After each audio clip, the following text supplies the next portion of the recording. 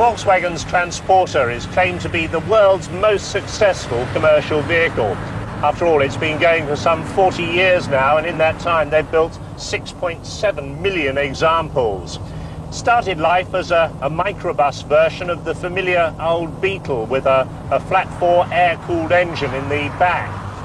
Since then, the range has blossomed into vans, pickup trucks, people carriers, diesel and four-wheel drive versions, as well as the motor caravans.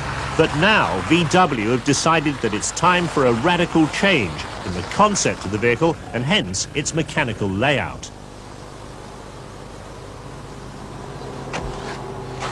Well, here it is, the new Transporter and Caravelle range, and it's radically different. They've taken the engine from the back, put it up here at the front, driving the front wheels. Now, of course, that means the driving position is much further back than the old Transporter with the Ultimate in forward control. You're sitting behind the front wheels. But you haven't lost as much space as you would have done in, say, a Renault Espace or a Nissan Prairie, because they put the engine in transversely, and they've done a very good job of packaging it at the front here. Of course, that has had an effect on the interior. So let's see just how much difference it's made. Well, the answer is not a great deal. All three rows of seats have moved back in the body, and that means the rear seat here is much closer to the back door than the old Transporter, but the load space is deeper because you don't have an engine underneath.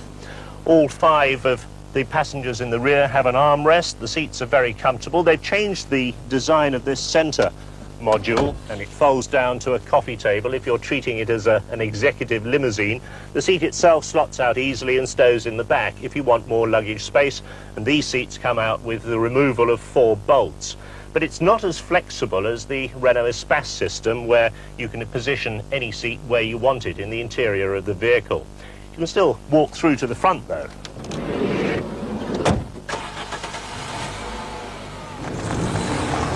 As you pull away, you're immediately aware that this is a much more conventional petrol engine than the old Transporter. They're derived from the Audi range, 2-litre 4-cylinder petrol, 2.5-litre 5-cylinder petrol, and a 5-cylinder diesel.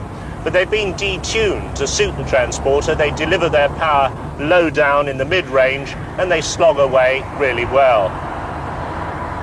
With the weight of the new engines right up front in the nose, the Transporter is much more stable than the old version, especially at speed on motorways when in a crosswind you could find yourself occupying 2 lanes. As you'd expect, the ride in the driving compartment is also much better because you're sitting behind the axle. In the old Transporter, you felt every bump you went over.